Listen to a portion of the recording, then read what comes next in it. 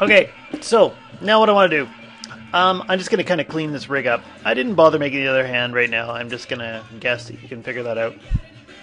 Okay, so the next thing I want to do is if I grab the upper body, I'd like the upper body control to, actually maybe before I do that, let's here and go and grab the hand control, and I'm going to grab the elbow control. I'm going to make sure those are parented to my shoulder control. P! So I hit P and those are parented in. Yay!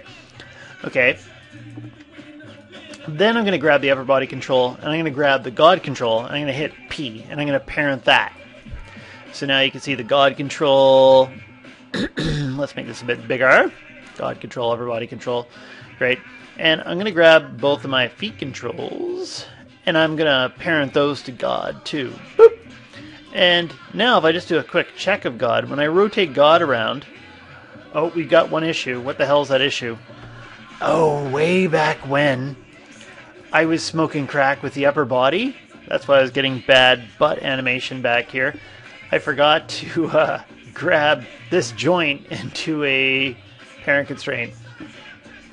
Okay, now everything should be happy times. When I grab this, see, that's one of these great things. It's a great little test of how it all works. It's like, okay, when I roll around God, everything should be locked. It should stay in place. Okay, so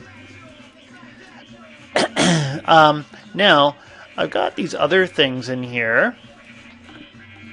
The foot controls and I've got these foot groups and hand groups.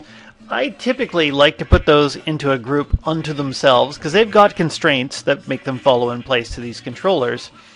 And I'll call this group Do Not Touch.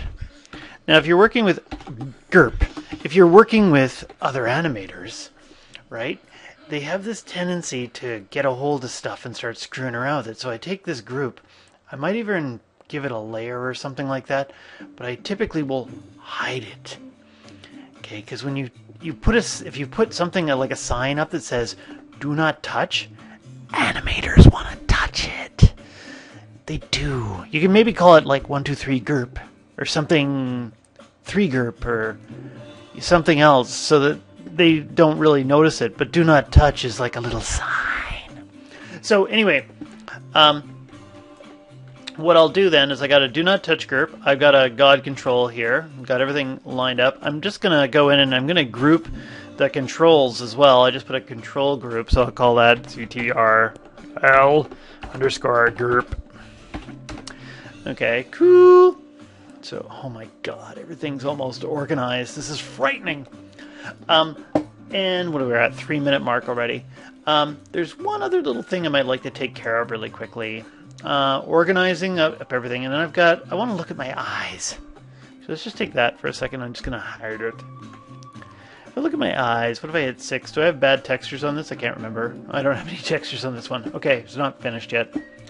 But my eyes, I think I've got some kind of funny eyes. I'm just going to go and quickly check out my UVs. And I ain't got no UVs. Okay, what if I do something crazy? Okay, because these ones here I think were made out of cubes originally somehow. If I go in here to skin, not skin, let's go back to polygons for a second, and I'm going to do a quick evil trick with the create UVs. Typically I always have my planar mapping set to the y-axis, so when I hit project, boom, it does that. And they are separate objects, I do believe. They are. And actually, what would happen if I did? No. That's interesting. Why did I get that? Actually, let's just grab one eye at a time. And I'm just going to go create UVs, planar map, boom. And I'll do the same thing on the other side. Okay, so most likely you're not going to have eyes like mine. All eyes are so different. I'm just going to go and kill the history. I just did this because if you make a normal sphere, you should be fine. If I go in and I create a new material for them, oops, crap. Assign new material, we'll throw a good old Phong on them so you can see what the hell I'm doing. Phong, and I'm going to throw a ramp on them. Boop. And he's got eyes of black. Okay, this doesn't look good. Okay, that's on the backside. So what the hell am I doing? Stop smoking crack. There we go. Let's move this in a bit further. I'll see if this actually works. This isn't too bad, actually, for my little guess that this would fix it. Okay. And you could go in here and throw in more colors, so maybe I can go in and pick a nice... I don't know what color this dude's eyes are. Make another one that's black. Whoop. In the center. Put it into the center. Maybe make another one that's blue. Okay, good enough for now. Okay, so you could do that easily with the normal sphere, and make sure the sphere is pointing towards the front. The North Pole is pointing towards the front, and this will work out perfectly. What I want to do, though, is take these eyes, and I want to make a controller to control the eyes. So, if I go to the right view, tell me at 6 minutes, and I go in and I create with the CV Curve tool. I have no imagination. I always use a fish. This isn't really a fish. It looks like something else. What the freaking hell am I making?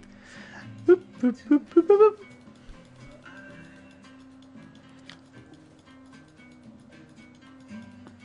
boop. Okay. It looks like some kind of dogfish. And I'll just hit enter. Great. And if I center me pivot, I might make it so the pivot is lined up with the eye quite well, but I'll call this good for now. And we'll call this thing eye interest. Enter. Okay. And so now I've got this thing in front of the face. This thing here should probably be parented to the head. Beep. Okay.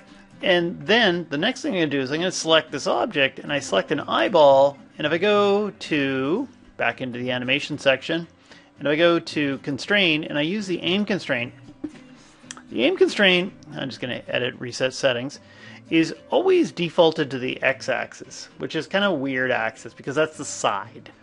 Okay, so if I go and I zero that, and I change the aim vector to on the Z, I change it to 1 on the Z, and I hit apply, boop. Now, you'll see that when I grab the fish, and I move it around, the eye follows. Okay, I can do the same thing, select the eye interest, hold down shift, select this, and if I hit add, boom, now I take a look, and the eyes are going to follow the fish around. Okay, so there you have it. Also, we're at the 8-minute mark. Okay, great. Remember that if you want to make, so we got this, and actually I should check. I think I didn't actually make the eyes. The eyes aren't following the head. Okay, so that's a problem. The eyes, if I take the two eyes here, we got them right down here. If I, what the hell is that? Aim constraint. If I group the eyes, so I've made a group for them, and I might just do something like center the pivot on the group. Actually, why isn't the center pivot doing anything? Where the hell is it? It's right down there. Well, I could just move the pivot up here. It doesn't really matter where I put it. I actually might be really sneaky and put the pivot of this group right on the head, and then I never have to think about it. Okay, great. And I'll just call this thing like I group. I am group.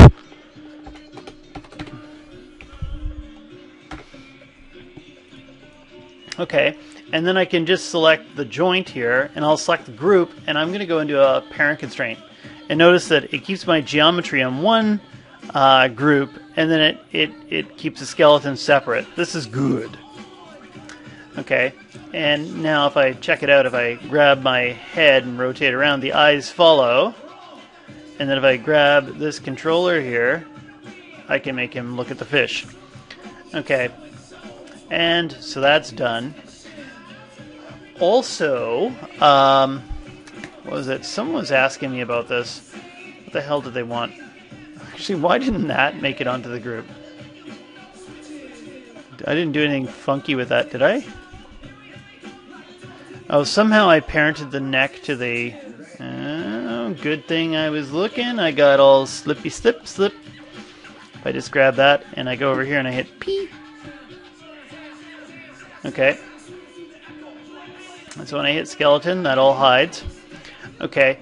If for some reason I wanted to make a blink, okay, what I can do is I'll take the head. The head, I do believe, is in its neutral pose right now. And actually, just hold on a second with my... The head is part of the base group. And actually, I just noticed there's a problem here because I went and I deleted the history earlier, and I was smoking just a little bit of crack while I was doing all this stuff, which is good. It's very good. Create deformers, blend shape. Okay, so now I got a blend shape on the head.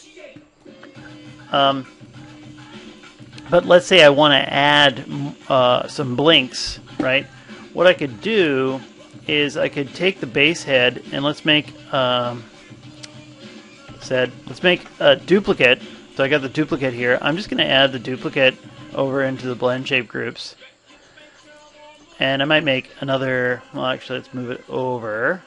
Whoop, whoop, whoop, whoop, whoop. And I'll make a duplicate of this. So I've got two. So I can blink left and right if I want to. You can, if you want to make kind of a wink or something like that, I might actually make two of them. You know what, I'm just going to keep it simple. Let's make one.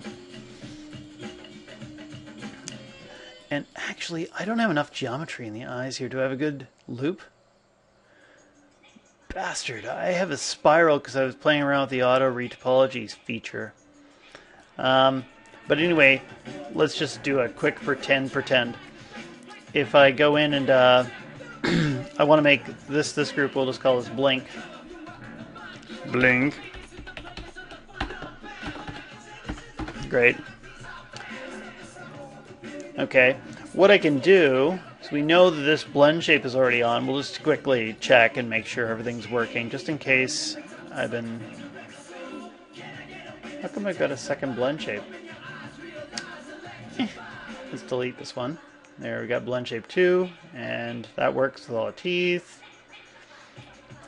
Actually, I guess there was a second blend shape because I deleted the history on the head, but not on, say, the teeth and stuff like that, so that's why I ended up with the second one.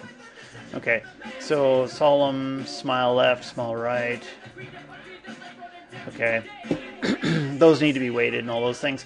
If I want to add one in, I select this blink, and I hold down shift and I select the base, and I go over into edit deformers, and I go to blend shape and I hit add, and I open it. I have to open up the options, specify blend shape 2. Boop. Now I've got blink over here, but blink doesn't do anything. So I'll have to go in and move some of these vertices down.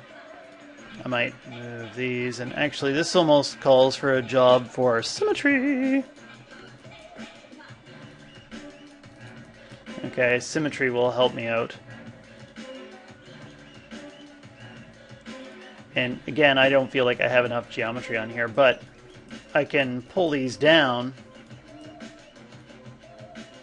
Actually, if I turn on the blink, I can see it all happening in real time. Okay. And I could spend a lot more time making a really good one. There's another way, too, where I typically will go in and do things where I'll create a... I'll put joints in the eyes to do this. Joints in the eyes and weight them. But I'm trying to keep this really simple. And do something like this. And then I have to grab... Actually, I pull these up a bit. And I do something like this. And grab... Just hit Q for a second. So I just have the select tool on so I can see this without hit anything. Okay, great. And do something like this. And then maybe... Okay, and it looks to me like this thing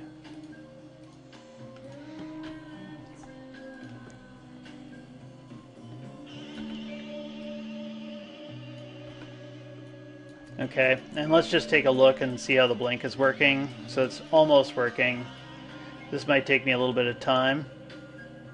And it's kind of giving me some funked up geometry just because I don't have enough geometry around the eyelids. Again, I need to do more work on this, but I'm trying to go fast. So anyway, there it is. I've added in a blink if I want it. And I'll call, and you could also do the other thing too. If you don't know how to use the edit add, you can just go ahead and delete the history on the group and then just go ahead and recreate a blend shape out of it. And boom, you're there. Or delete the blend shape and recreate them, and that adds them in too. So any problems, those are the tricks you can do. Let's just turn that off for now, and I'll call that good enough for now.